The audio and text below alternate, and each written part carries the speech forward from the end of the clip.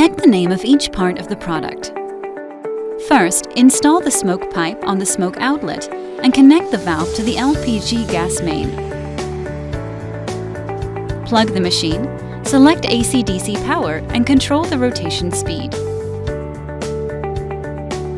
Put 3 kilograms of chestnuts in the slot.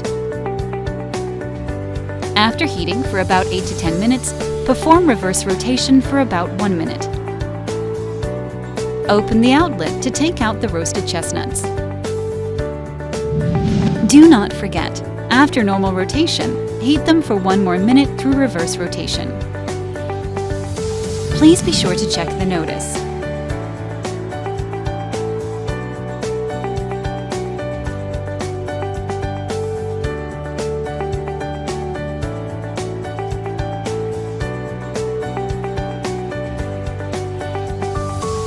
We are not responsible for any injury or property damage caused by the user's carelessness.